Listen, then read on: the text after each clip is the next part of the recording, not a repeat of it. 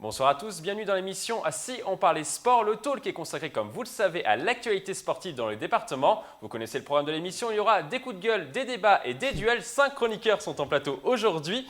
Ils sont plus remontés que jamais avec l'Euro qui se déroule en ce moment en France. Présentation en musique. On commence à droite. Si on devait le comparer à un pays de cet Euro, on pourrait le comparer à la Croatie. Créatif au milieu avec une attaque efficace, il vient de décrocher le titre de champion de France Masters en cyclisme sur piste. Bonjour Yann. Bonjour Miguel. Vous allez bien? Très bien. Une réaction par rapport à votre titre de champion de France? Non, rien de particulier. Doublé, ouais, vitesse individuelle et vitesse par équipe, plus une médaille d'argent sur le 750 mètres. Donc ce week-end très satisfaisant, encourageant pour aller préparer les championnats du monde qui seront l'objectif principal de la saison. Donc pour vous, c'était tranquille? Ça s'est très bien passé. Oui. Très bien passé, parfait. On passe à notre deuxième chroniqueur musique. On peut le comparer à l'équipe d'Italie, solide en défense, compact, incisif. Il n'hésite pas à partir en compte pour battre ses adversaires pendant les duels. Notre spécialiste handball, Alexandre Taillefer, est avec nous. L'Italie, ça vous correspond bien, Alexandre? Moi, je vois l'Italie arriver au moins en demi-finale. Donc ça me correspond bien. Je pense que c'est une bonne Vous êtes nation. un petit peu le bouffon de cette émission? Je sais pas, je pose la question. Je sais pas comment le prendre. Il y a le bouffon du roi. Le charismatique bouffon. On repasse à droite, musique. Comme la France, il joue à domicile dans cette émission. Il adore faire le spectacle en marquant des buts en lucarne dans les arrêts de jeu comme Dimitri Payet. Mustapha Larbaoui, le président du club de football de Trappes, est avec nous aujourd'hui. Vous allez bien, Mustapha? Ça va très bien, merci. Vous êtes prêt pour 50 minutes d'émission? Pour du spectacle et des paillettes, puisque a priori c'est comme ça que vous m'avez qualifié. C'est noté. On repasse à gauche, musique. On peut le comparer à l'équipe d'Espagne. Il aime faire tourner la balle et accélérer dans les derniers mètres pour créer des décalages. Il aime avoir la possession du ballon. Aux dernières émissions, il a eu un temps de parole de 55%. Guillaume Nereneuf, du Rugby Club de Versailles, est avec nous. Vous êtes l'espagnol de cette équipe. Possession, oui. Possession, on est d'accord là-dessus? T'es sûr, vous êtes sûr de vos stats 55%. Bon, pas mal. Mustapha, t'as du boulot. Mustapha doit faire attention. On termine peut-être par la surprise de ce talk. Musique outsider avant le début de cette émission. Il a su s'imposer à chaque numéro avec ses connaissances sur le sport local et sa force de caractère dans les duels homériques face à Mustapha Larbaoui. Notre Islandais Basile Regoli est avec nous. Bonjour Basile. Bonjour Mickaël. Vous allez bien? Très bien, ça va, motivé comme jamais. Islandais? Vous êtes l'Islandais de cette équipe? On va prendre Bon, comme présentation. Pour la température. Avant de passer aux différents thèmes de l'émission, je vous propose un extrait. Le PSG s'est essayé au football américain. Hello Columbus, we are coming. Hello Los Angeles, nous voilà.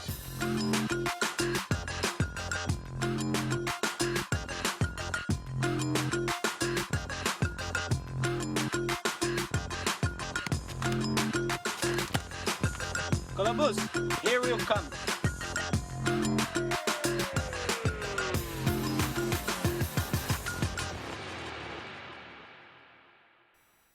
Alors, je ne sais pas si vous avez fait attention, Alexandre, à cet extrait. Les joueurs du PSG utilisent l'équipement des Templiers d'Elancourt. Ah, d'accord, ok. Vous l'aviez vu? Attention, non, j'avais pas fait attention. Pas du Mais tout. je comprends mieux pourquoi il passe à l'émission du coup. Mustapha, une réaction par rapport à cet extrait? Aucune, si ce n'est que le casque n'est pas tout à fait paramétré pour le type de sport, mais sinon tout va bien. Aucun commentaire. On voit Corrier sur la vidéo, il aime bien les vidéos. Ouais, c'est ça. C'est une bonne pub pour les Templiers ou pas, Yann? Même nous, on l'avait pas vu. Alors, comment dire, ça peut être une bonne pub, peut-être pour les spécialistes, mais voilà, ça va encore rester dans le microcosmos du football américain qui va se rendre compte que le PSG a utilisé leur matériel.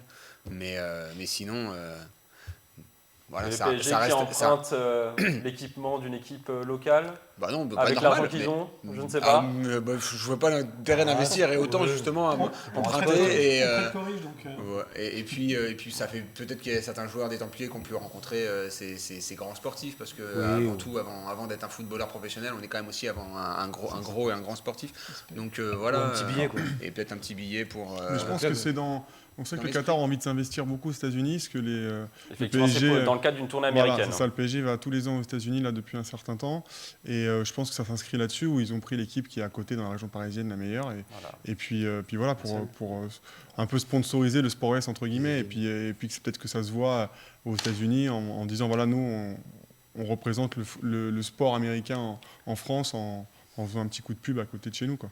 Bon, ils économisent peut-être pour Cristiano Ronaldo. On va passer maintenant au programme de l'émission. Aujourd'hui, nous allons justement parler des 30 ans du club de football américain des Templiers d'Elancourt. Nous parlerons également handball avec plaisir qui remporte la Coupe des Yvelines. Mais tout de suite, coup de projecteur sur l'Euro 2016.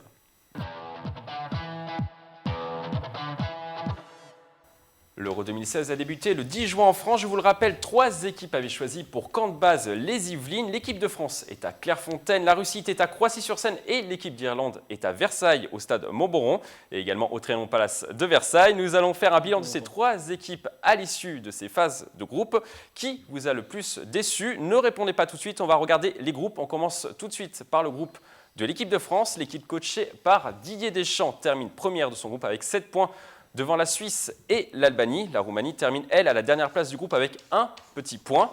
On regarde maintenant le groupe de l'Irlande qui termine 3e du groupe de la mort. Les Boys in Green sont qualifiés pour les 8e de finale avec la nouvelle règle des 3 meilleurs de chaque groupe testée pour la première fois cette année par l'UEFA. On termine par la Russie. L'équipe russe a été l'une des déceptions de cet Euro, surnommée la Sbornaïa. Il termine à la dernière place du classement du groupe B avec un match nul et 2 défaites dans la compétition. Le groupe a été dominé à la surprise générale par le Pays de Galles. Qui vous a le plus déçu, messieurs? Déçu. La France, Poutine. On commence par vous, Yann. Qui vous a le plus déçu? Alors la France, parce que tout le monde avait peur de l'assise défensive de cette charnière centrale qui n'existait pas avant l'Euro, et on s'aperçoit que Adil Rami a fait largement le boulot, que plutôt défensivement ça se passe de mieux en mieux plus les matchs avancent. Par contre notre ligne d'attaque qui a flambé pendant beaucoup de matchs préparatoires, elle est un peu muette. Donc voilà, pour moi les 3 équipes, celle qui m'a le plus déçu parce que c'est celle que j'attendais, c'est la France. Donc du coup, voilà, l'équipe que j'attendais c'était la France, donc du coup elle m'a déçu. Alexandre. Je suis pas d'accord parce que l'équipe de France était le plus déçu, d'accord, mais sur l'analyse parce que ils rencontraient quand même la Roumanie et l'Albanie qui défendaient à 10 dans leur camp, donc c'est quand même très compliqué de marquer des buts. À la Roumanie, ils leur marquaient 2 en un match alors qu'ils en ont encaissé que 2 en 2 ans. Donc c'était plutôt une bonne performance. L'Albanie, finalement, ils en marquent 2 aussi. Et finalement, bizarrement, c'est le match le plus ouvert où il n'y a pas eu de but. Mais il n'y avait pas Payet, il manquait quelques joueurs, donc on peut aussi. Et puis l'enjeu était, on savait que le match nul suffisait pour être premier, donc les joueurs n'étaient pas aussi motivés à mon avis pour s'arracher, gagner le match. Je me souviens Et sur à Facebook. contrario, juste pour finir, la défence n'était pas très compliquée. Puisque justement, il n'y avait avait pas l'attaque. Donc je pense que là-dessus, je me souviens, moi, pendant Yann, le match, vous pendant voulez le match réagir. contre pas la Roumanie, mais après l'Albanie. l'Albanie, avoir mis sur Facebook si les Albanais continuent de reculer, vont rentrer avec le ballon dans le but. Donc c'est vrai que c'est un petit peu ce que j'avais aussi vu pendant le match. Guillaume, Non, par rapport à l'équipe. qui vous a le plus déçu? Comptablement la Russie, quoi. Enfin, il n'y a pas de. Vous êtes vraiment dans l'aspect comptable. Bah oui, ils sont pas qualifiés, ils rentrent chez eux. Ils rentrent. Je dirais qu'il y a une justice sur Terre, simplement. Voilà. Ouais, moi, juste par rapport à la Russie, je pense que les événements qui se sont passés extrasportifs ont certainement eu un Vous pensez poids. au hooliganisme dans les rues de Marseille, par exemple? Tout à fait. Ouais, Moi, je pensais à autre chose avant. C'est marrant. Je pense que ça a joué sur la tête des joueurs. Ouais. Je pense qu'ils ont arrêté leur Je cure pense que avant ça, d'arriver à l'Euro. je ils pense ont que pas pu ça, finir. ça a joué sur la tête des joueurs, Ouais, parce que le match nul contre l'Angleterre était, on va dire, prévisible. Mais voilà, ouais, ce qui s'est passé derrière, ça a pu. Et surtout que tout le monde s'est rendu compte que c'était à la base pas les Anglais qui avaient mis le feu aux poudres, mais vraiment Après, bien les Russes. Je sais pas si vous savez, mais ça de la Russie, dernière Coupe du Monde, c'est pas qualifié. Dernier Euro, c'est pas qualifié. Donc aujourd'hui, ils sont sur la même lignée, nuls. Ils organiseront la Coupe du Monde 2018. Ouais. Ça, c'est très inquiétant. Je pense juste qu'on rêve d'une Russie de l'époque d'il y a très longtemps qui gagnait, mais au jour d'aujourd'hui, elle gagne plus rien. Je crois même Voilà, que les athlètes russes sont au milieu d'un gros scandale de C'est peut-être dopage. pour ça qu'ils n'ont pas réussi dans l'athlétisme. à être Dans en forme l'athlétisme. physiquement. Enfin, athlètes, j'ai bien dit athlètes. Athlètes. Les athlètes. Effectivement. Je vais pas parler de footballeurs. Mustapha, vous n'avez pas Alors, encore parlé. Non, je vais pas parler parce que sur le plan technique, il y a tellement de choses à dire et son contraire. Il y a des spécialistes pour ça et je les entends souvent les spécialistes sur les plateaux. D'ailleurs, On a on en a autour de nous des spécialistes. Si on Ils fait sont pas qu'un seul forcément- sujet, Faut parler que Ils ça. sont pas forcément, ouais, non, mais ils sont pas forcément d'accord techniquement, avant, voire même après. Et donc, je suis pas trop sur la technique. Moi, s'il y avait deux déceptions à donner sur l'Euro en général, hormis les équipes et on va dire le sport en particulier, d'abord, c'est tout ce qu'on a pu dire sur l'organisation, sur les fan zones. Il faut pas faire des fan zones. La sécurité doit primer. Enfin, il y a eu toute une paranoïa légitime. Hein, attention, on est bien d'accord. Une paranoïa légitime. On a parlé que de ça. On a eu beaucoup de mal à démarrer la fête. Donc moi, ma déception, c'était plus par rapport aux gens qui ont pu prédire des choses. Donc pour le coup, en creux, ça veut dire un grand coup de chapeau à tous ceux qui ont fait cette organisation, qui s'est révélée être une organisation exceptionnelle. Je rappelle qu'il y a 51 matchs au total. Au total, il y en a 36, si je me trompe pas, 36 de qualif. Il y a eu quelques matchs qui ont posé des problèmes, sauf que ces matchs-là étaient déjà prévisibles, puisque c'est des matchs dits sensibles. Donc, globalement, ma déception va à tous ceux qui ont prédit que ça se passerait mal, qui Vous vont mettez un pas faire de carton fan rouge zone. au hooligan russe, par exemple? Ah, pour le coup, oui, au hooliganisme. Oui, Mais c'est toujours vrai. en creux, un grand bravo aux organisateurs. Et puis, à tous les matchs, enfin moi j'en ai vu 2 au Stade de France. J'ai vu la France, bien sûr, la Roumanie. Et j'ai vu également Suède, République d'Irlande. Mais au niveau du contenu, Moustapha, C'est-à-dire vous avez vu l'équipe de France contre la Alors, Roumanie au premier match. maintenant, pour revenir sur la technique, Ils vous ont déçu Pour ou pas donner un point de vue technique, moi je comprends pas qu'on soit déçu. Moi j'avais écrit d'ailleurs à cette antenne, c'était mon jeu de mots. Vous avez mis RAS. Finalement, vous avez pour raison. Pour Roumanie, Albanie, Suisse. Ouais, moi je considérais qu'ils étaient dans un groupe où il n'y avait rien à dire, rien à signaler. Et moi je retiens que le résultat. Donc j'ai pensé qu'ils gagneraient et qu'ils seraient premiers de leur groupe. C'est fait, il n'y a rien à signaler. Mais en même temps, c'est une compétition, elle est longue. Il ne faut pas s'acharner constamment sur le fait de... C'est pas un spectacle seulement. Hein. C'est-à-dire qu'on s'attend à... On veut des buts, on veut du spectacle. On en a eu en l'occurrence avec Payet par exemple. Mais ce n'est pas le but. Donc il y a la qualif d'abord, être premier, même si être premier des fois ce n'est pas forcément la meilleure place. On va le voir peut-être tout à l'heure. Mais globalement, c'est un championnat, il est long. Ici encore à cette table, on disait qu'il n'y avait pas de petites équipes et qu'il ne fallait pas penser qu'il y avait des petits clubs. On pense à l'Islande par exemple qui m'ont fait une impression colossale. Et puis des gens qui reviennent dans la compétition. Pour moi, dans mon esprit, c'est la Croatie. On a vu l'Islande faire des merveilles. C'est jamais que 350 000 habitants. Donc là maintenant, ils peuvent constituer leurs équipes, etc. Donc moi, je ne suis pas déçu de la France. Ils sont à leur rang et ils gèrent. Voilà, ça se gère aussi une compétition. C'est comme ça que je le ressens. Basile, qui vous a le plus déçu? Je suis assez d'accord avec l'analyse de Moustapha. Pour moi, la vraie compétition, elle va commencer à partir des huitièmes de finale. Vous pensez que c'était plus un warm-up, on peut dire ça comme ça? C'est du qualif. On peut dire ça, surtout avec le nouveau système Un tour de d'échauffement qualification pour toutes les qui équipes. permet à des équipes qui sont troisièmes de leur poule d'accéder au tour suivant. Donc oui, après, parmi la déception entre l'Irlande, la France et la Russie, c'est évidemment les Russes. Ça fait plusieurs années qu'on dit que le championnat russe est de plus en plus compétitif. On voit des clubs russes qui vont de plus en plus loin en Coupe d'Europe, que ce soit avec des champions Europa League. Et finalement, au niveau international, au niveau de la sélection, il n'y a pas de progrès depuis de nombreuses années. C'est pas le même financement non plus. Donc c'est ça qui est un peu dommage. Mais les joueurs sont les mêmes.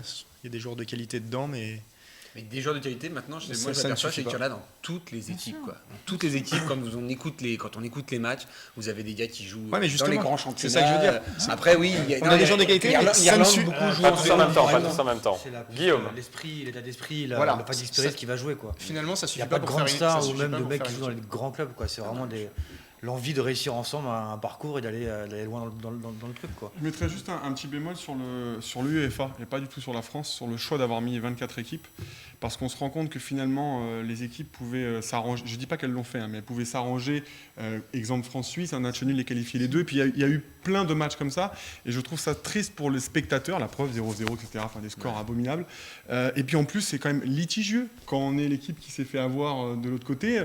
Même si je ne dis pas que France-Suisse ou d'autres matchs ont été arrangés, hein, on voit bien qu'ils ont essayé de le gagner, mais de façon inconsciente, les joueurs ils savent que le match nul ça les qualifie, donc quelque part, voilà, je pense que je pense que c'est pas judicieux, c'est-à-dire que soit on fait 16, soit on fait 32, voilà, mais 24 pour moi c'est pas un bon chiffre parce que ça met des troisièmes et donc ça met tous ces 32, ça veut problématiques-là. dire qu'on invite Et 32 ça veut dire qu'on invite beaucoup d'équipes, ça c'est un autre problème. Et c'est beaucoup plus long. On va revenir sur le terrain. Exactement. L'Irlande, on a beaucoup parlé de la Russie, on a beaucoup parlé de la France. L'Irlande, finalement, qui s'extrait du groupe de la mort. Guillaume, C'est qu'est-ce grâce, que vous en pensez? c'est grâce à Versailles. C'est grâce à Versailles. Le Trianon par là. Je suis d'accord. Les bonnes zones de Versailles, c'est tout. Il y a pas. Mais il y ça a- va se terminer.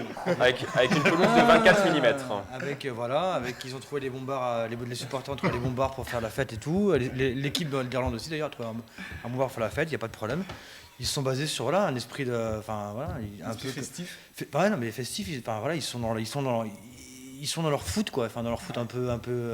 Non, moi Un je peu dirais dur, un honnêtement, peu- ils ont profité du fait qu'avec ces 24 équipes, ils rencontraient l'Italie qui était sûre de finir premier, et du coup ils ont gagné 1-0. Et s'il n'y avait pas ça, ils seraient pas Je suis qualifiés. pas d'accord Je avec pense vraiment que avec c'est ton ça, la analyse vérité. déjà sur l'équipe de France aussi, sur les derniers matchs comme ça, on dit souvent c'est match des coiffeurs où les mecs qui jouent pas trop jouent, et ces mecs-là quand même un intérêt à bien jouer parce qu'ils peuvent gagner une place derrière pour être L'Italie a titulaire, mis quoi. l'équipe bis. Ouais mais ils ont quand même un intérêt. Sirigu dans les buts. Ouais, à non, la mais place de c'était, Buffon. les Croates Ce ont qui fait veut pareil, dire que ils ont gagné, mais... non mais moi pour moi ces mecs-là quand même ils sont sur le terrain, ils portent le maillot de la sélection nationale quand même, ils ont quand même un intérêt à jouer à fond pour aller gagner une place pour les phases finales quoi. S'il y a un blessé, s'il y a un carton, s'il y a un machin, les mecs faut qu'ils s'y filent quoi. Donc je suis pas trop bon. En tout cas, moi, je les suis, puisque nos Versaillais, en l'occurrence, pour faire un Les Irlandais. raccourci. Non, nos Versaillais, donc, qui font la promotion du Trianon et de la ville de Versailles. Donc, pour les avoir vus au Stade de France contre la Suède, et je serai à Geoffroy Guichard samedi. Et c'est vrai que pour parler, on parlait du hooliganisme tout à l'heure, à l'inverse, c'est un super public. On l'a dit, On en on parlera l'a un petit peu vu. plus tard dans Mais l'émission. voilà, constater. Et au niveau du jeu, vous les avez vus au Stade de France? Au Stade de France, ouais. Vous avez trouvé comment, ces Irlandais? Bah, franchement, c'est pas un match qui m'a marqué personnellement. Je trouve que c'était deux équipes qui quasiment s'anesthésiaient. C'était un match contre la Suède, un partout. C'est pas un match qui fondamentalement avait fait à révéler l'une ou l'autre. Rien de particulier. Moi, c'est plus la volonté des joueurs, l'engagement. Et puis l'état d'esprit avec un public. L'amour du maillot. Pour les Irlandais, c'est pas les mêmes joueurs que pour le 15 de... Non. Pas tout à fait. En rugby, il n'y a qu'une équipe d'Irlande.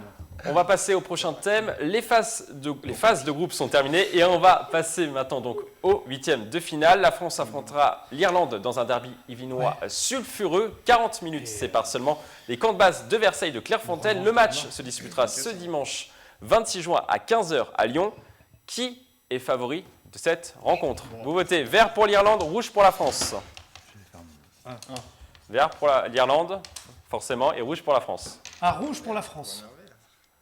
On va faire un petit duel entre vous, Alexandre, et Basile. Allez, Basile, vous commencez. Oui, alors moi j'ai mis du vert parce que quand j'étais allé voir l'entraînement ouvert au public des Irlandais, la première chose que disaient les spectateurs, c'était rendez-vous, on va aller en phase finale et on veut rencontrer les Français. On a une revanche à prendre sur ce fameux match des éliminatoires et Avec la cette main fameuse main de litigieuse Thierry Henry. de Thierry Henry.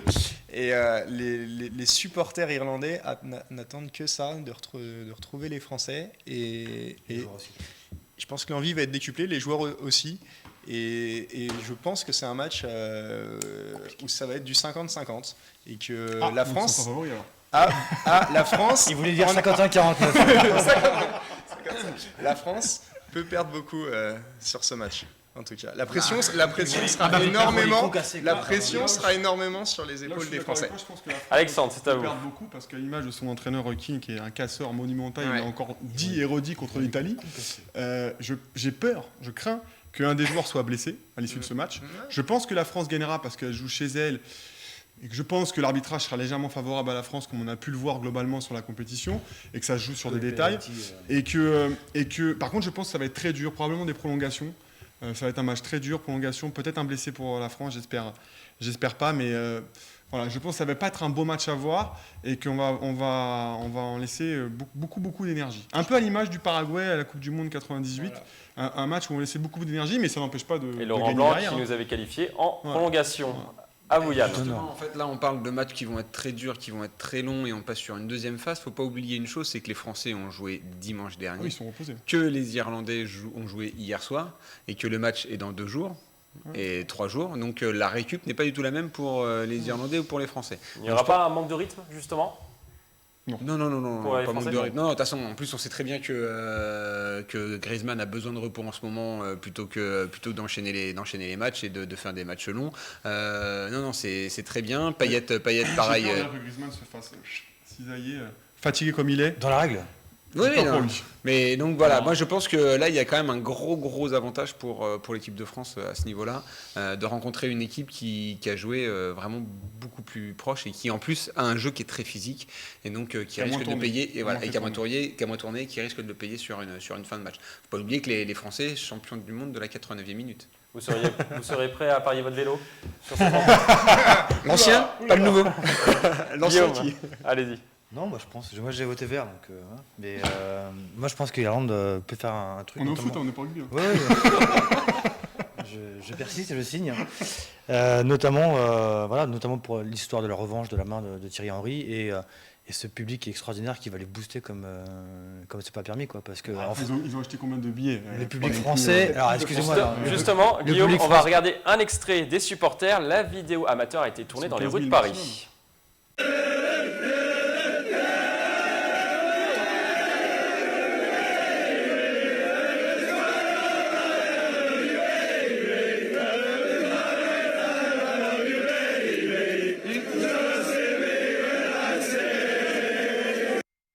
Yann, elle est sympa cette image. Oui. Mais ils ont fait encore aussi un chant pour féliciter nos policiers aujourd'hui ou hier, je sais plus, j'ai vu ça Il y sur a les réseaux quelques sociaux. jours. Voilà, et c'est Vous draguez les filles comme les Irlandais? un peu plus subtil. Guillaume. 5 000 Irlandais feront plus de bruit que 45 000 Français. Hein. Moi, je m'en à couper. Hein. Non. Nous, va parler des Mustapha, Bleus le public va jouer et la son Marseillaise. rôle dans cette rencontre. Moi, j'arrive pas à croire à ce 12e homme dont on parle tout le temps dans des compétitions comme celle-là. Logiquement, les Français Je sont les ai- en supériorité pour les numérique. avoir vus, encore Le une deuxième fois, homme, c'est l'arbitre. le 12e homme, en l'occurrence, ça serait éventuellement l'arbitre. Mais on parlait du public, moi, j'y crois pas trop. Encore une fois, pour les avoir vus aux alentours du stade, dans le stade, c'est vrai qu'on a ce public qu'on décrit maintenant et de cette qualité. De là à ce que ça fasse la différence. Pour revenir sur la France organise la Coupe du Monde, elle gagne. Elle organise la Coupe d'Europe, elle gagne. Elle organise la Coupe d'Europe. Encore une fois, elle va gagner. Simplement, peut-être qu'il y a aussi, on peut, en l'occurrence, prendre au moins les paris. Il y a un Moi, rôle, je suis d'accord avec toi. j'avais un jour, il y a que Mais, la France gagnerait. mais Oui, non, je suis peut-être d'accord que avec la toi. stratégie fonctionne Je peux parce pas que parier contre mon pays. j'entends beaucoup parler de la déception qu'on pourrait avoir de l'équipe de France, comme on l'avait à une certaine époque qu'ils ont gagné la Coupe du Monde. Et en même temps, peut-être que c'est la stratégie où on frime pas, on fait nos matchs tranquillement. Et c'est peut-être là Ouais, que je va suis sortir, non pas la surprise, mais la stratégie. On termine ce thème par les pronostics. On va commencer par vous, Yann. Non, vous pouvez le dire oralement. hein. Pour- Allez-y. France, je suis Combien ultra souvent. Ah, le pronostic du match Pronostic. Ouais, 2-0. 2-0. 2-0. Mustapha, Pour les huitièmes, donc. pour les huitièmes. Moi, je pronostique 1-0 parce qu'un but, ça suffit. Vas-y. 1-0 en prolongation. Ouais, c'est ça. Alexandre, Pareil, 1-0 en prolongation. Guillaume, 89e. Irlande tire au but. et on tire au but. Vous allez combien- pas vous faire des amis dans les équipes. Combien au score Après cette large page football et Euro 2016, on passe au handball et à la belle épopée de l'équipe senior de plaisir.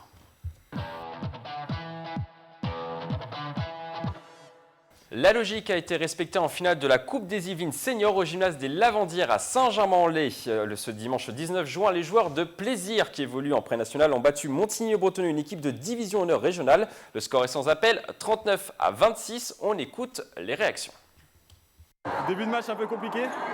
Défensivement, on n'était pas présent. Dès qu'on a pu défendre un peu plus fort sur l'homme, on a pu jouer les montées de balles, les contre-attaques. C'est ce qui nous a permis de faire l'écart en début de deuxième. Et à partir du moment où on a défendu un peu plus fort, on a pu monter les ballons et essayer de les user physiquement. C'est-à-dire que tout au long du match, on les voyait qui baissaient un peu d'intensité.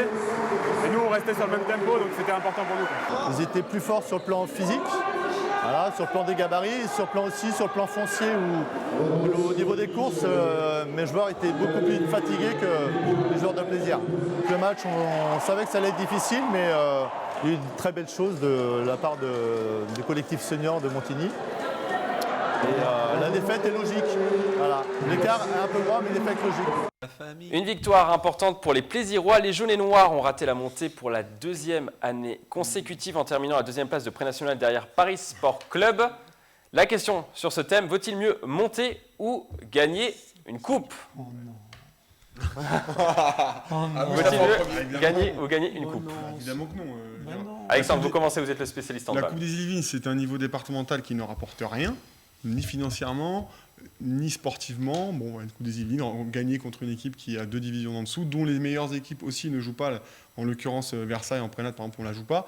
Et il y a plein d'autres clubs qui ne la jouent pas aussi. Donc, bon, après, ça peut servir comme match d'entraînement.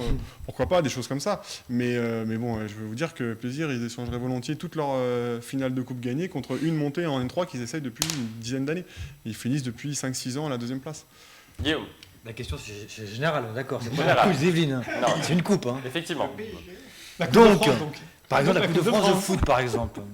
Je pense pour J'en un... doutais. Bah oui, mais pour un club de Ligue 2 ou de Ligue Non. 1, bas de Ligue 1, il vaut mieux gagner une Coupe de France, de Ligue 2, pardon, qu'une montée éventuelle en Ligue 1 où tu vas prendre que des.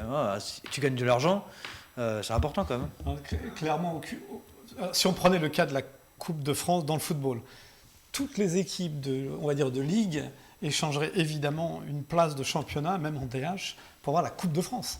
D'abord, financièrement, c'est juste un jackpot, donc c'est très fortement monnayé. Mais là, on parlait de la Coupe des Yvelines. Coupe des comme Yvelines. ça, je l'ai Non, entendu. mais la Donc, question si c'est est pour la Coupe généraliste, des Yvelines, clairement, c'est le niveau district, c'est le niveau départemental. Et puis la Coupe, on l'a souvent dit, ça se joue à chaque fois sur un match. Bon, le championnat, clairement, on ne triche pas. Hein. C'est vraiment les allers-retours, c'est plusieurs matchs. On n'échange pas un championnat contre une coupe. Par contre, on peut les mener de front. Ça peut être quelque chose qui peut être abordé différemment, surtout si on sait qu'on ne monte pas, par exemple. Donc ça peut être des défis internes, mais on n'échange pas à ce niveau-là. Yann, ça peut remobiliser un groupe, cette coupe, en sachant qu'ils ont été démoralisés par cet échec de la montée. Est-ce que vous pensez que ça peut remobiliser un groupe, être un petit peu un cadeau pour eux? Je ne suis pas spécialiste de handball, mais là, je pense que ce que nous a dit Alexandre, c'est voilà, ils seraient prêts à échanger leur X coupe des Yvelines contre une montée en N3. Donc non, là, je pense qu'en plus, ils ont joué contre une équipe qui avait 2 divisions inférieures. Ouais. Ça n'a vraiment reflété en rien le jeu qu'ils peuvent fournir tous les dimanches, tous les week-ends. Voilà. 6 buts de retard, donc ils ont gagné de 19 buts. Donc gagner une finale de 19 buts, je vois pas l'intérêt. Ils l'ont joué à fond, ce match. Pourquoi tu dis 6 buts de retard? Pourquoi 6 buts de retard? Parce que tu as des pénalités quand tu es 2 divisions. 3 buts par 2 divisions. Moins 6-0, ouais, d'accord. Guillaume. Moi, je pense que ça peut avoir un effet positif sur la saison d'après. Si un groupe vit bien la Coupe de France, la Coupe des Yvelines, pardon, et va au bout du truc, ça fait quand même une aventure sympa à vivre sur un sport co. Ça garnit une vitrine aussi pour le club. Ouais, la vitrine, non, moi je pense plus d'esprit vraiment de groupe. Si le groupe n'est pas réussi à monter, etc., qu'il y a des joueurs qui veulent éventuellement partir, et que derrière il y a une aventure humaine finalement qui. Même si c'est qu'une Coupe des Yvelines, je suis d'accord avec toi, hein, mais je pense que ça peut créer un truc, quoi. C'est trop petit niveau. Basile. Coupe de France à la rigueur. Ça n'existe pas. D'accord, il faut le créer. Basile. Moi, évidemment. J'ai peu d'avis dessus. Là, ça a permis à l'entraîneur de Plaisir de faire jouer un peu les jeunes, de leur donner du temps de jeu, peut-être effectivement de la confiance et de l'envie de rester au club la saison prochaine. Donc je pense un peu comme Guillaume que ça permet déjà de créer une dynamique avant l'été pour la prochaine saison, comme peut l'être les premiers tours de Coupe de France qui jouent avant les vacances. Maintenant, ma petite question, c'était donc Versailles et d'autres clubs ne jouent pas cette Coupe des Yvelines, ne s'engagent pas. Pourquoi ne pas engager le club et faire jouer par exemple l'équipe réserve qui pourrait justement. C'est ce qu'on fait. Voilà, par contre, d'accord, l'équipe réserve joue. L'équipe réserve qui a un niveau départemental, donc qui a le niveau de la Coupe des Yvelines, qui est une coupe départementale. D'accord, donc pour eux, il y a un intérêt de jouer des équipes plus huppées, plus relevées pour pouvoir. Et Plaisir ne le fait pas. Si, il joue la Coupe de France aussi. Oui, mais quand il joue la Coupe des Yvelines, il a joué. Ah non, c'est l'équipe première. C'est l'équipe première. D'accord. Alexandre, vous ne la jouez pas à fond? Non, mais on la joue pas du tout. C'est l'équipe réserve, puisque l'équipe réserve est en département, donc c'est à elle de jouer cette coupe. Moi, je trouve que c'est important dans la vie du club que l'équipe première ne prenne pas tous les strass, toutes les paillettes, toutes les machins. Donc voilà, il y a une coupe pour l'équipe 2, la Coupe d'Yvelines, il y a une coupe pour l'équipe 1, c'est la Coupe de France, qui est une Coupe de France particulière en handball, c'est une Coupe de France régionale. C'est-à-dire que les régions jouent entre eux, donc on devient la meilleure équipe région de France. C'est-à-dire que les championnats nationaux jouent la Coupe de France entre les championnats nationaux, et les championnats régionaux jouent une Coupe de France entre championnats régionaux. Et les championnats départementaux jouent aussi une Coupe de France entre championnats départementaux. Sauf qu'on n'engage qu'une seule équipe par club. Donc nous, on prend la place pour la Coupe de France régionale, entre guillemets. Et donc l'équipe 2 fait la Coupe des Yvelines. Voilà, départementale. Là. Okay. Donc voilà, et là, c'est un challenge intéressant. La finalité se passe quand même avant les pros, avant la finale de Coupe de France des pros. On va passer maintenant à notre prochain thème. C'est le J'aime, j'aime pas de Basile Rigoli.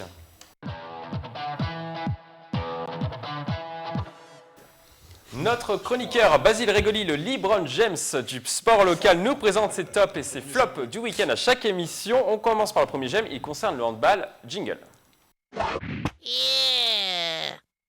Et il concerne une entente. Tout à fait, une belle initiative sur la communauté d'agglomération de Saint-Quentin en Yvelines pour développer le hand féminin. Ils ont décidé, les clubs de la communauté d'agglo, de se regrouper pour les, si je ne dis pas de bêtises, ce sont les moins de 17, moins de 18 féminines. Donc ça concerne donc l'initiative vient surtout, je crois, de Philippe Letranche, qui est entraîneur à Montigny-le-Bretonneux, qui a contacté les clubs entraîneur de l'équipe 1 de l'équipe 1, voilà, qui a contacté les clubs avoisinants, donc voisins, Guyancourt, avec la direction de Montigny. Voilà, Trappes, Elancourt, Morpas, pour leur proposer un projet, c'est de monter une équipe compétitive avec les meilleures joueuses qui évolueront. Donc il y aura une équipe première qui évoluera au niveau championnat de France moins de 18 ans. L'équipe 2 évoluera au niveau régional et une équipe 3 au niveau départemental. Donc c'est vraiment créer un collectif féminin sur la communauté d'agglomération pour permettre à ces filles d'être dans une équipe qui correspond à leur potentiel et pas d'avoir 2-3 éléments dans chaque club qui sont au-dessus du lot et qui s'ennuient un petit peu au niveau où elles jouent. Et on peut espérer qu'à terme, ça permette à ces meilleures joueuses d'arriver en senior et d'être déjà compétitives si elles évoluent ensuite en N1, N2, N3. Pour expliquer en fait cette création, c'est que en fait Montigny avait jusqu'à cette année, ils n'ont plus une équipe moins du championnat de France toute seule. Ils ont perdu leur place cette année et donc c'était un des moyens de recréer cette dynamique de championnat de France dans les Yvelines chez les filles, parce qu'il n'y en avait qu'une, donc cette année il y en avait 0 chez les filles. Je trouve d'ailleurs dommageable que Plaisir et Saint-Cyr, qui font partie de l'agglo, ont refusé, bon, pour diverses raisons. Plaisir, je sais, parce qu'ils ne voulaient pas investir sur les filles, ils voulaient investir que sur les garçons. Mais bon, au final, les garçons, les moins de 8 ne sont pas non plus qualifiés l'année prochaine, donc il n'y aura plus d'équipe moins de 8 championnat de France l'année prochaine dans les... il y en aura une seule, pardon, l'entente de Houille, il n'y en aura pas deux. Donc voilà, c'est un peu dommage. Je pense que dès qu'il y a des initiatives pour les jeunes, il faut sauter sur l'occasion et débloquer un budget pour, soit fille ou garçon. On va voter. Est-on plus fort à plusieurs? Oui ou non? Vert pour oui, rouge pour non. Vous êtes tous d'accord? Bon, Alexandre, on va vous mettre en duel avec Mustapha. Non, enfin...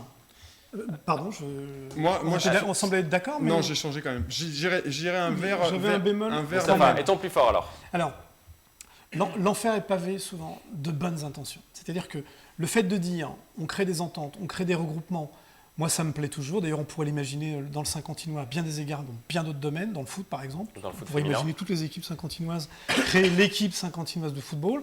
C'est un débat voilà, c'est le serpent de mer, moi j'en avais parlé il y a 10 ans, sauf que il faut une présidence, c'est une présidence collective, c'est une présidence tournante, bref, techniquement c'est assez compliqué, donc du coup c'est que le meilleur gagne, c'est un peu comme ça que ça finit. Mais j'aime bien l'idée, clairement. Sauf que techniquement j'ai un peu de mal à comprendre comment ça peut se passer. Parce que quand on voit les rivalités de clubs, mais qui ne sont pas malsaines en l'occurrence, mais il y a des rivalités de clubs, encore une fois, par rapport au niveau, par rapport à l'entraînement, par rapport au management, ça veut dire qu'on va avoir des gens qui participent à un club dans certaines catégories dans leur club, et il y aurait une entente sur certaines catégories. Quid d'avant, quid d'après, et comment ça s'organise? C'est juste le bémol que j'apporte, parce que, encore une fois, moi, je peux en parler par rapport à l'expérience que j'ai de la team 78 durant 2 ans. Et c'est un échec, il faut le reconnaître, puisque... Rappelez-nous ce qu'était la Team 78. C'était une entente entre plusieurs clubs, 5 puis 6. Et il y a eu une première année qui a été très intéressante, où on a fait le meilleur résultat des Yvelines et qu'on avait fait en championnat de France, on n'avait jamais fait. Par contre, la deuxième année, ça a été une catastrophe. Et on ne s'est pas qualifié d'ailleurs pour la prochaine édition du championnat de France. Et parce que les clubs ne jouent pas tous le jeu, il y a des clubs qui ne donnent pas leurs joueurs. Et à partir du moment où des clubs ne jouent pas le jeu et qu'il n'y a pas une règle commune, ça ne peut pas fonctionner. Mais à l'inverse, il y a des ententes qui fonctionnent bien, qui sont supportées, pas comme celle-là par le comité, mais comme celle du 95, par exemple avec l'entente du Val d'Oise, qui vient de faire vice-champion de France des moins de 18, donc deuxième meilleur club sur 96. Donc vous êtes en train de nous dire qu'il faut jouer le jeu à fond. Il faut jouer le jeu à fond pour que ça marche. Si on ne joue pas le jeu à fond, on va vers la catastrophe. C'est une cata.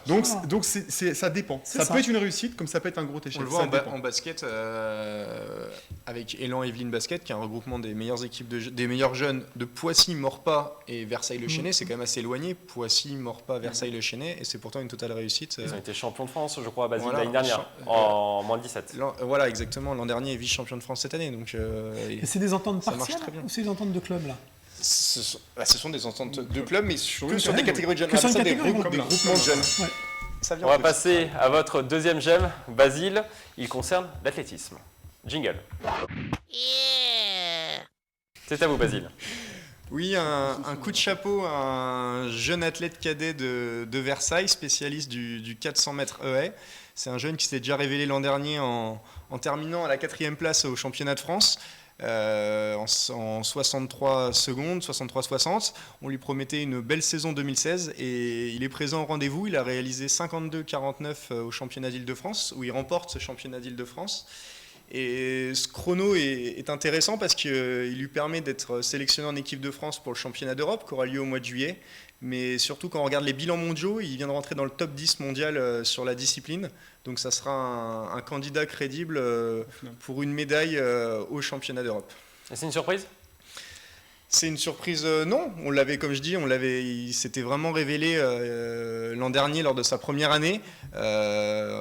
Terminant que 4e au championnat de France, mais il était que première année, donc il confirme, il a passé un cap, et voilà, on est content de le voir à ce niveau-là. Yann, vous avez une réaction par rapport à cette performance ? Juste sur les photos qu'on a vues, on voit que, je pense qu'elles ne datent pas toutes de la même période, mais on voit que les dernières, la technique s'est largement améliorée, et donc ouais, il a dû travailler très sérieusement, et puis les temps, tu me parles de passer plus d'une minute à moins d'une minute, proche de... Ouais, tu vas parler de 60 secondes. Ouais. Une seconde.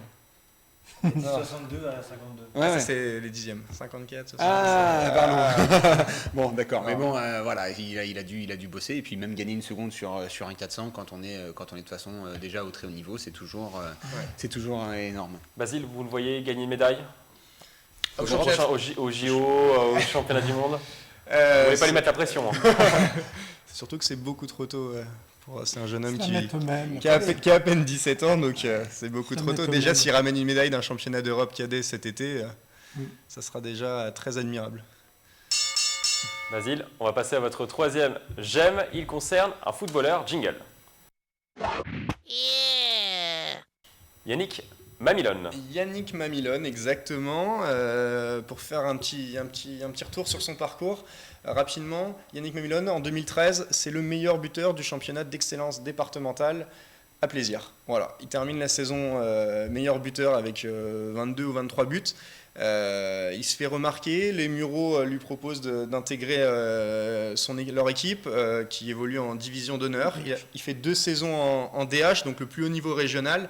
Et il termine, c'était l'an dernier, en 2015, meilleur buteur une nouvelle fois de la DH avec plus d'une vingtaine de buts. Derrière, tout s'enchaîne. Poissy le contact. Il va à Poissy cette année en CFA, donc le 4e échelon national. Pareil, il termine l'année meilleur buteur, 18 buts. Et la belle histoire continue avec Amiens qui remonte en Ligue 2 cette année, qui l'a contacté, qu'il avait déjà contacté au mercato hivernal, mais il avait refusé pour terminer la saison avec Poissy, essayer de les faire monter, ça n'a pas marché. Mais Amiens est revenu, lui a proposé un contrat et il a signé son premier contrat professionnel la semaine dernière. Donc il va finir meilleur buteur. Voilà.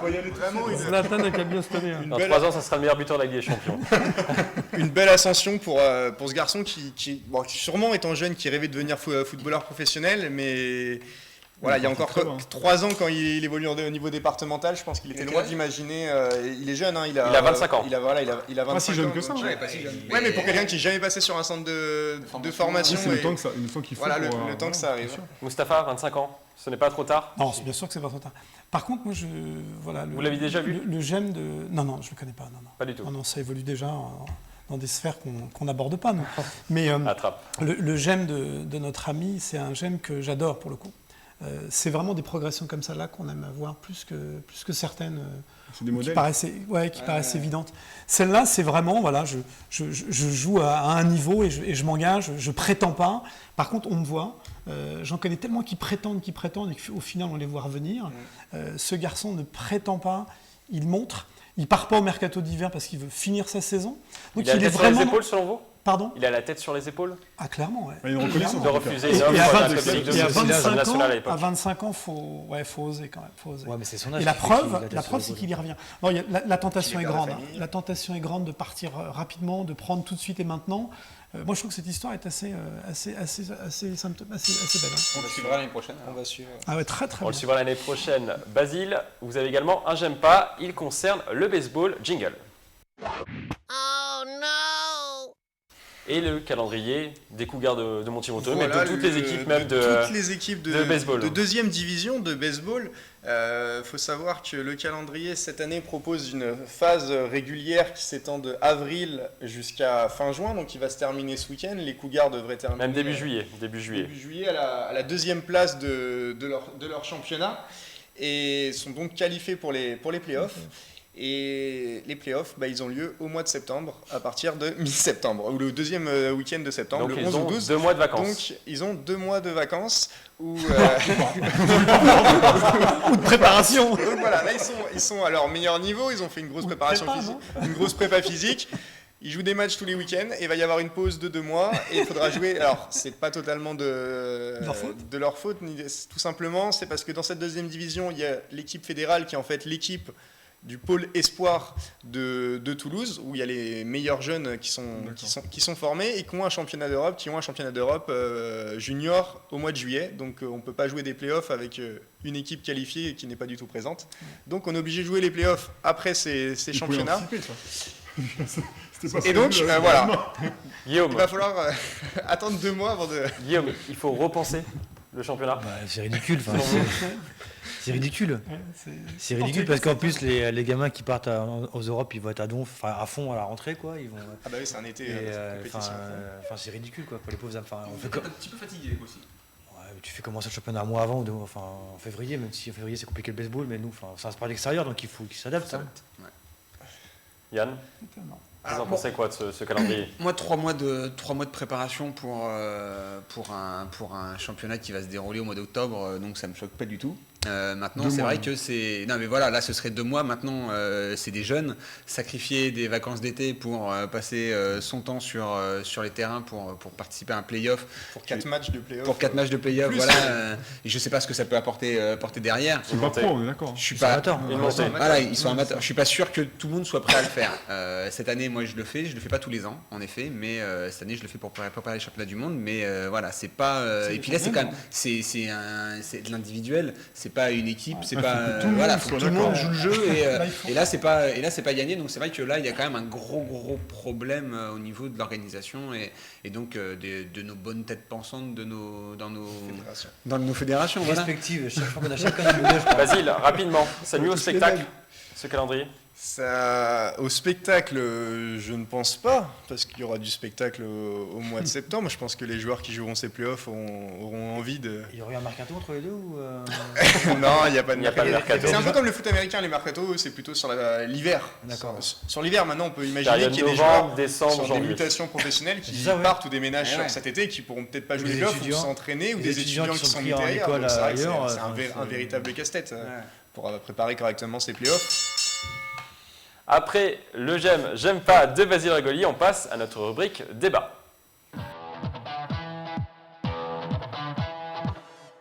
30 ans, ça se fête. Les Templiers d'Élancourt ont passé le cap de la trentaine au complexe sportif Europe avec une grande manifestation. Des petits matchs, des démonstrations de cheerleaders et une exposition photo retraçant l'histoire du club était organisée ce samedi en présence du staff, des joueurs et des anciens. Séquence émotion pour les Templiers, on les écoute. Qu'est-ce que ça m'inspire? Oui, mais effectivement que j'ai pris 30 ans puisque j'étais là au premier entraînement des Cormorans qui sont devenus par la suite les Templiers. Donc voilà, ça ne nous rajeunit pas, mais c'est une très belle fête aujourd'hui. Voilà, on retrouve les anciens, tout le monde a pris 30 ans, il n'y a pas que moi. Un plaisir de faire partie de cette famille et une envie de relève, envie de prendre le relais et de succéder à nos coachs. Plein de souvenirs, plein d'amitiés, plein de voyages et voilà, des gens que j'ai pas revus depuis 20, 25, voire 30 ans tout début et qui vont arriver les uns après les autres là, au fil de la journée. Les Templiers font partie des meilleures équipes de France. Ils ont participé à des matchs de Coupe d'Europe. Le nombre de licenciés est passé de 45 adhérents à 270 adhérents en 30 ans. Le club est tout de même redescendu en 2e division cette saison. Le bilan est-il positif, messieurs? Vous votez oui ou non? Quelques secondes de réflexion pour Alexandre Taillefer, qui est toujours partagé. Ouais, moi pareil. On va faire un petit duel. Alexandre contre... allez, vous, Yann. Vous êtes face à face. Non, moi, vous êtes tous les deux partagés. C'est vrai que c'est une belle progression et partir de 45 et monter à 5 fois plus en une trentaine d'années sur un sport qui est quand même pas non plus un sport majeur en France quand même. Donc il faut ils font un travail local de recrutement local qui doit être important. Maintenant c'est dommage que cette année l'équipe 1 n'ait pas réussi à conserver sa place parmi l'élite quoi. C'est vraiment. Et sur ces 30 ans, le bilan est-il positif? Oui ou non? Et après, est-ce qu'ils ont réussi déjà à remporter un titre de champion? Donc non. Jamais. Est-ce qu'ils ont le budget pour pouvoir le faire? Parce que c'est pareil ils ont fait beaucoup de finales, mais jamais ils n'ont remporté de titre. D'accord. Donc bon, ça veut dire qu'ils se bagarrent. Donc là, ça peut être un faux pas cette année qui va leur permettre de repartir pour une nouvelle. Sur une nouvelle dynamique, en espérant qu'ils fassent une descente remontée directement l'année prochaine. Moi, je pense qu'il faudra voir, il manque une stat, c'est savoir les autres clubs, combien de licenciés ils ont eu en plus sur 30 ans. Parce que 30 ans, ça fait même pas 10 licenciés. C'est difficile à calculer. De plus par an. En fonction des clubs, de la création des clubs, c'est difficile. Mais donc, c'est pas tant que ça. Après, on peut se dire, ils n'en ont pas perdu. C'était des pionniers à l'époque. Oui, ils auraient pu en perdre, ils n'en ont pas perdu. Mais bon, je pense qu'il faut mettre un bémol, parce que quand même, le foot US en France, il se développe petit à petit. On l'a bien vu avec le PSG, qui essaie d'en faire de la pub. Non, mais blague à part, ça se développe comme un peu. Donc c'est logique, j'ai envie de dire, qu'il y ait de plus en plus de licenciés. De toute façon, il y a de plus en plus de Français. Donc il y a forcément de plus en plus de licenciés dans beaucoup de sports. Donc voilà. Je ne dis pas que c'est tous les sports comme ça, mais on va à une tendance où il y a plus de Français, donc les licenciés devraient augmenter dans à peu près tous les sports.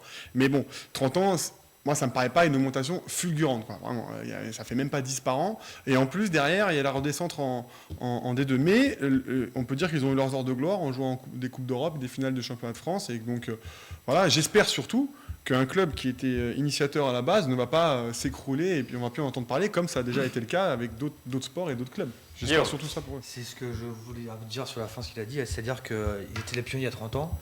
Aujourd'hui, les clubs les ont rattrapés en termes de niveau, de compétences, etc. Donc peut-être que... j'espère pour eux que c'est pas la fin d'un cycle. C'est pour ça que je dis, comme des clubs de top 14, de Ligue 1, etc. qui à un moment donné arrivent au... je sais que par exemple le Stade Toulousain en rugby était impliqué pendant longtemps. Ils se sont fait rattraper aujourd'hui. Aujourd'hui, ils sont à la masse, ils n'arrivent pas à gagner de titres. J'espère que pour eux, ce ne sera pas l'annonciateur d'une mauvaise période. C'est pour ça qu'il faut que ce soit un booster. Alors, moi, je disais que c'était positif, donc je continue à le penser. Mais c'est vrai que, comme dans tous les sports, on a connu une équipe de trappe, par exemple, pour prendre un exemple que je connais bien, 80 ans, dans les années 70, c'était le club phare de la région, ça se baladait en DH, et la difficulté pour un club, souvent, c'est de gérer la croissance. Et la croissance, elle se fait par rapport aux autres. Souvent. Donc, effectivement, le football à trappe, à l'époque, on était les seuls au monde. Depuis, toutes les communes ont leurs équipes. La rivalité augmente, le niveau augmente. On le voit même en Coupe d'Europe, puisqu'on a des équipes comme l'Islande, etc., qui rivalisent avec des très grandes équipes. Donc le niveau monte pour tout le monde. Donc c'est vrai que c'est toujours relatif. Il faut voir quelle est la progression nationale du nombre d'adhérents. Mais ça reste un bilan très positif, en ce sens où ils ont su prendre la main tout de suite. Et c'est la gestion de la croissance qui est compliquée. Donc ils sont probablement à un tournant. Il faut qu'ils sachent faire, entre guillemets, une autocritique et pour repartir. Après, ça nécessite aussi des financements. Yann en a parlé tout à l'heure. Donc c'est à mettre bout à bout, à la fois le financement, les engagements, et puis surtout, on n'est pas tout seul dans ces sports, mais bilan positif quand même. Au bout de 30 ans, on en parle, ils ont la notoriété, ils ont un nom, ils peuvent encore capitaliser sur leur nom. Donc il y a des choses à faire. Ça reste positif. Mais c'est positif, bien sûr. Basile, le mot de la fin pour vous. Réussir à durer dans le temps est déjà une preuve de réussite. Et on parle beaucoup de l'équipe Fagnon, qui est certes descendue, mais ils ont fait un gros travail au niveau de la formation. Ils alignent maintenant des équipes dans toutes les catégories de jeunes. Et donc ça, c'est également une belle réussite, je pense, pour les. Il y a la sélection U16 notamment qui a été recréée cette année. Voilà, exactement. La section U16, une équipe B aussi en senior. Donc il y a du monde et je pense que le club va encore durer, faire parler de lui pendant quelques années. C'est la fin de ce débat. On va parler maintenant du coup de gueule d'Arnaud Le Gouic.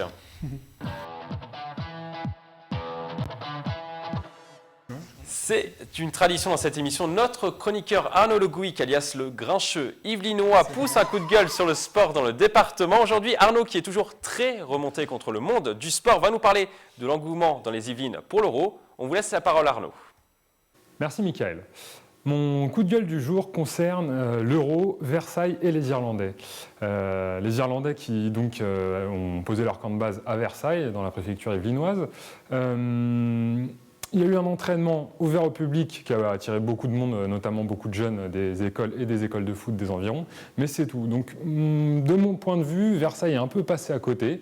On a vu des images des Irlandais dans toute la France chanter, ça a été un des gros buzz de l'Euro. Et à Versailles, on n'a pas profité, puisque à Versailles, il n'y avait pas d'Irlandais, ils n'étaient pas là. Pourtant, il y a des infrastructures, notamment en transport, qui auraient permis de les faire venir au moins quelques journées à Versailles, puisqu'ils étaient pour la plupart à Paris. On aurait pu installer, pourquoi pas, pour les faire rester, des écrans géants pour diffuser leurs matchs. Enfin, vraiment faire vivre la ville autour de cet Euro et de l'Irlande, puisqu'ils étaient là. Je pense que Versailles est passé à côté. Voilà, c'est un peu dommage. C'est mon avis. Êtes-vous d'accord avec Arnaud Le Gouic? Il y a un manque d'engouement à Versailles, dans les Yvelines, pour l'Euro. Vous votez oui ou non? Mais non, Versailles, c'est une ville dortoir. Mais qu'est-ce que tu racontes? Enfin, un petit duel entre Guillaume et Mustapha. Guillaume, vous commencez? Allez-y, Guillaume. C'était bien parti. Il sort pas le week-end ou comment ça se passe? Enfin, le premier week-end de la Coupe d'Europe, où les Irlandais sont arrivés, Versailles était plein d'Irlandais. Tous les bars, la place du marché, la place du château, enfin le Paris, etc. Tous les bars étaient pleins d'Irlandais qui ont fait l'ouverture de 14h à 2h du matin. Les 3 jours, donc ils étaient partout, il y en avait partout. Il y avait des télés irlandaises qui étaient là, voilà, donc il y en a partout. Maintenant, c'est vrai que ça s'est un peu descendu parce que les Irlandais bougent aussi un petit peu, jouent des matchs, voilà. Et qu'à un moment donné, ça coûte cher de boire toute la journée quand même. Hein. Et après, quand ils parlent d'écran géant extérieur... L'abus d'alcool est dangereux pour la santé, oui, pardon, on rappelle. Mais de boire des boissons soft, hein, bien sûr. Après, quand ils parlent d'écran extérieur, c'est interdit. Donc c'est tout, c'est interdit. C'est la préfecture, c'est un arrêté même national, je pense, qui est interdit. Si c'est pas une fan zone, t'as pas le droit. Donc c'est tout. Y a pas de... Donc, la ville peut rien faire. Mais Mustapha. Finalement, on va être d'accord. Parce que... ah oui, on va être d'accord. Parce que c'est de ça dont il parle, justement. Oui, c'est qu'il n'y a pas eu l'organisation pour faire en sorte que ça soit d'autant plus la fête. Il y a eu des bars occupés par les Irlandais, ils sont partout. Même d'équipes d'Irlandais. Oui, absolument. Donc il y a eu... Il y a beaucoup d'Irlandais également à Versailles et dans les Yvelines également. Donc, ce qu'il dit, ce que vous dites tous les deux, c'est que sporadiquement, il y a eu des bars ouverts au tas, il y a eu des... Mais clairement, il a l'air de dire, c'est ce que je ressens, mais c'est ce que je comprends. Et en plus, il y a un argument pour ça, c'est qu'on a reçu ici, je crois, pour avoir vu l'émission, le responsable des sports de la ville de Versailles. Jean-Marc Fresnel. Qui était venu en plateau pour l'émission spéciale Euro 2016. Voilà. Et on a bien compris que c'était exactement le propos que j'avais en début d'émission, c'est que l'Euro a vraiment eu du mal sur l'aspect sécuritaire, et Versailles en particulier a fermé. Donc les fan zones, il n'était pas question. Il y a des tas de rassemblements qui étaient prévus, qui ont été annulés. Donc la ville de Versailles, a priori, était plutôt réservée. Elle sait faire à la fin 2007 pour les Anglais. Hein, oui, non mais je sais bien. Mais que en gros, sur les fan zones, sur les coins où on pouvait imaginer des rassemblements, on ne les a pas vus, ni au club de foot de Versailles, par exemple. Peut-être que le club de foot n'a pas été moteur. Nous, c'est en 2007. C'est ça. Le club de rugby de Versailles était moteur.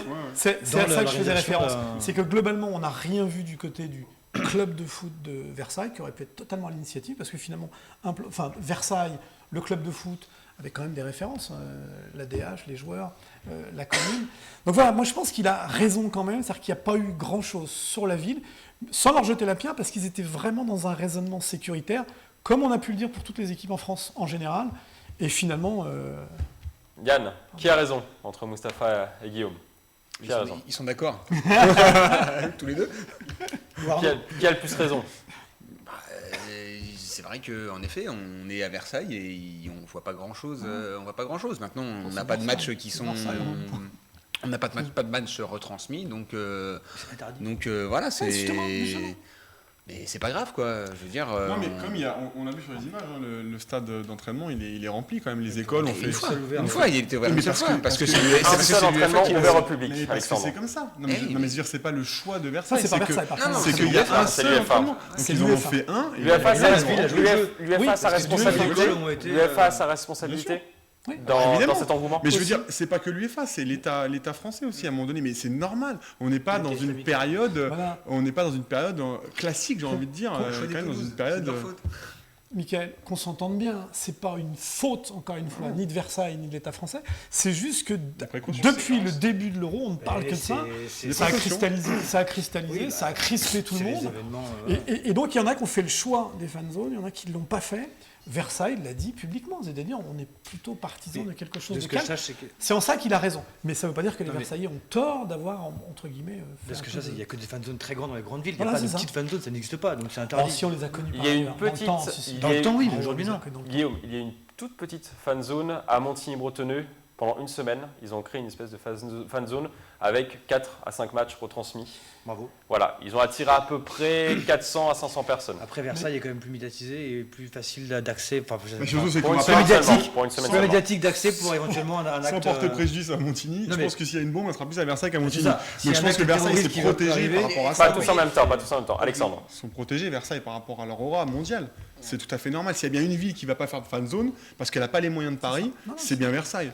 Parce que derrière Paris, tout le monde connaît Versailles dans le monde entier. Voilà. Donc c'est tout à fait normal qu'avec ces moyens, ils ne vont pas tenter. Surtout que, pas si loin que ça, il y a des fan zones à Paris. Donc les gens, en plus, ne vont pas faire non plus. Il y a un truc, c'est que la météo, elle ne joue pas en notre faveur non plus. Vous avez vu c'était prévu avant ou pas, les fan zones? Non, mais vous avez vu le Champ de Mars, l'état de la pelouse du Champ de Mars, il n'y a pas très longtemps. Et ils ont remplacé par des copeaux parce que c'était un champ de boue. C'était Woodstock.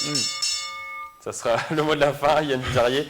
C'est la fin de cette émission. Merci de nous avoir suivis. On se retrouve le jeudi 7 juillet pour le dernier numéro de la saison de Si on parlait sport. N'oubliez pas que vous pouvez regarder cette émission à nouveau sur notre site internet et sur YouTube. Très belle soirée sur TVFI 78.